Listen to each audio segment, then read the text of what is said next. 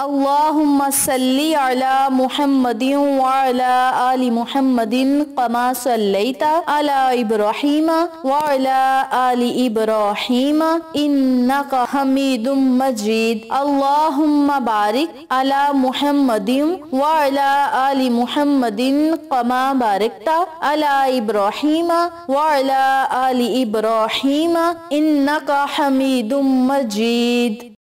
آج میں آپ کے ساتھ اللہ رب العزت کے ایک بابرکت نام کا ایسا عمل شیئر کروں گی، ایسا وظیفہ شیئر کروں گی اور ایک چھوٹا سا درود پاک شیئر کروں گی جس کے پڑھنے سے انشاءاللہ بفضل خدا آپ کی ہر دعا اسی وقت قبول ہوگی اور آپ رب کریم سے جو مانگیں گے انشاءاللہ اللہ کریم آپ کو ضرور عطا کرے گا۔ یہ ایسا چھوٹا سا عمل ہے، ایسے کلمات ہیں جن کے پڑھنے سے اللہ رب العزت اپنے فضل اور کرم سے آپ کے منہ سے نکلی ہوئی ہر بات کو پورا کرے گا۔ آپ جو بھی مانگیں گے اللہ کریم آپ کو عطا کرے گا اور آپ اپنے مقدر کو بدلتا ہوا دیکھ لیں گے، اپنے نصیب کو بدلتا ہوا آپ خود اپنی آنکھوں سے دیکھیں گے۔ میری پیاری بہنوں اور میرے پیارے بھائیوں، بڑا ہی خاص عمل ہے جو آج میں آپ کو بتلاؤں گی، بڑا خوبصورت ذکر ہے۔ اگر یقین کامل کے ساتھ اس بابرکت عمل کو، اس بابرکت ذکر پاک کو آپ پڑھ لیں گے تو اللہ رب العزت آپ پر بے بہا انعامات کی بارش برسائے گا اور آپ رب کریم سے جس چیز کا سوال کریں گے، جو چیز مانگیں گے، اللہ کریم آپ کو ضرور عطا کرے گا۔ میری پیاری بہنوں اور میرے پیارے بھائیوں، کچھ لوگ ایسے ہیں جو مالی حالات کی وجہ سے پریشان ہیں، کچھ لوگ ایسے ہیں جو اپنے والدین کی طرف سے یا بہن بھائیوں کی طرف سے یا رشتہ داروں کی طرف سے پریشان ہیں، کچھ لوگ ایسے ہیں جن کو رزق اور دولت کی تنگی کی وجہ سے پریشانی ہے، اور کچھ لوگ قرضوں کی دلدل میں پھنس چکے ہیں، کچھ لوگ بیماریوں کا شکار ہیں، یعنی کسی نہ کسی کو کوئی نہ کوئی مسئلہ درپیش ہے۔ آپ نے بہت سارے حربے استعمال کیے، بہت سارے وظائف بھی کیے، جد و جہد کی، بہت محنت کی، لیکن کسی وجہ سے مسائل حل ہونے کا نام ہی نہیں لے رہے۔ تو ان لوگوں سے میری دلی گزارش ہے کہ اس عمل کو، اس وظیفے کو یقین کامل کے ساتھ پڑھیں اور آقا علیہ الصلوۃ والسلام کی ذات پر جتنا زیادہ ہو سکے درود پاک پڑھیں۔ آپ کوئی بڑے سے بڑا درود پاک پڑھ لیں، درود ابراہیمی پڑھ لیں، درود محمد پڑھ لیں، یا کوئی بھی چھوٹے سے چھوٹا درود پاک پڑھ لیں، یہ آپ کی اپنی مرضی ہے، لیکن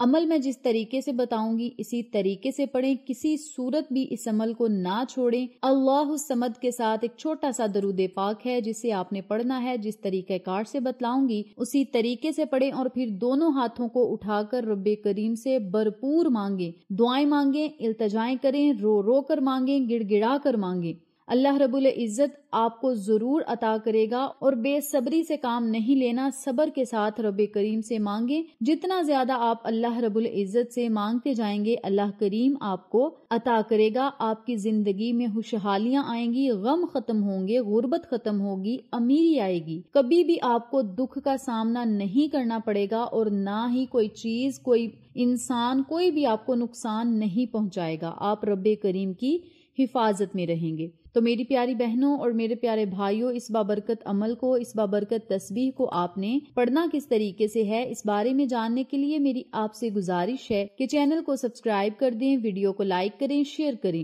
ساتھ بیل آئیکن کو ضرور پریس کریں تاکہ میری تمام ویڈیوز کی اپڈیٹ آپ تک بآسانی پہنچ سکے۔ جزاک اللہ۔ اسی کے ساتھ میری آپ سے گزارش ہے کہ میرے چینل پہ آپ کو جتنے بھی چینلز کا شارٹ آؤٹ دیا جائے ان چینلز پہ جائیں، سبسکرائب کریں، لائک اینڈ شیئر کریں، ہمیں سپورٹ کریں۔ آپ لوگوں کی سپورٹ ہماری کامیابی کا ذریعہ بنے گی۔ اب میں آپ کو عمل بتانے لگی ہوں، توجہ سے ملاحظہ فرمائیں۔ آپ نے روزانہ دن میں کوئی بھی آپ کے پاس ٹائم ہے، کسی بھی وقت اس عمل کو، اس وظیفے کو آپ پڑھ سکتے ہیں، لیکن نماز عصر ادا کرنے کے بعد اسی جگہ بیٹھ کر اگر آپ یہ عمل کریں گے تو زیادہ فائدہ ہوگا۔ سب سے پہلے آپ نے 7 مرتبہ درود ابراہیمی پڑھنا ہے۔ درود ابراہیمی پڑھنے کے بعد آپ نے 101 مرتبہ اللہ الصمد، اللہ الصمد، اللہ الصمد کا ورد کرنا ہے۔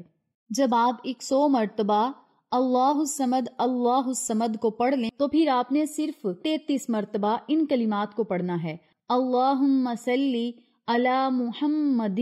وعلی آل محمد، ان کلمات کو بھی آپ نے صرف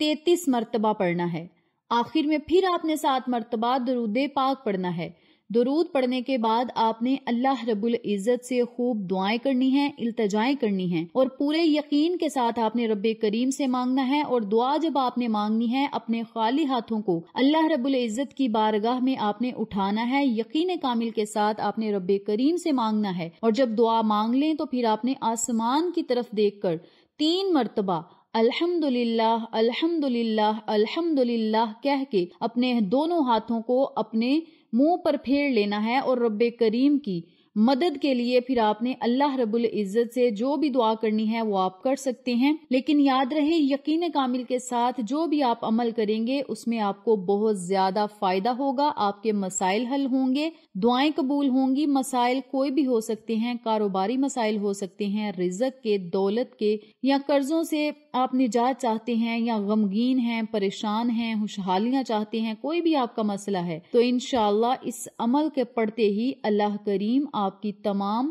پریشانیوں کو ختم کرے گا، اور آپ جو اللہ سے مانگیں گے اللہ کریم آپ کو عطا کرے گا۔ اور یاد رکھیں جو لوگ ہر حال میں اللہ رب العزت کا شکر ادا کرتے ہیں، رب کریم سے ڈرتے ہیں، کسی سے ناجائز نہیں کرتے، یعنی اس کا حق اسے دیتے ہیں، تو اللہ کریم کبھی بھی اس کے رزق کو نہ تنگ کرتا ہے، نہ ہی اس کے رزق میں کمی لاتا ہے، بلکہ دن دگنی رات چگنی ترقی اس بندے کو عطا کرتا ہے۔ حضرت موسیٰ علیہ السلام جب کوہ طور پر رب کریم سے ہم کلام ہونے جا رہے تھے تو رستے میں ان کی ایک ایسے شخص سے ملاقات ہوئی جس کے پاس بہت زیادہ رزق تھا، وہ کھا کھا کر تھک چکا تھا۔ وہ شخص نے آپ سے کہا کہ اللہ کے پاس ہم کلام ہو جائیں تو جتنا رزق مجھے دیا ہے یہ میرے لیے کافی ہے، مجھے اور اس کی ضرورت نہیں، جتنا آپ نے دے دیا میرے لیے کافی ہے۔ حضرت موسیٰ علیہ السلام نے ان کی یہ بات سنی اور کہا کہ آپ کا پیغام پہنچا دیا جائے گا۔ جب آپ ذرا آگے گئی تو ایک شخص اور ملا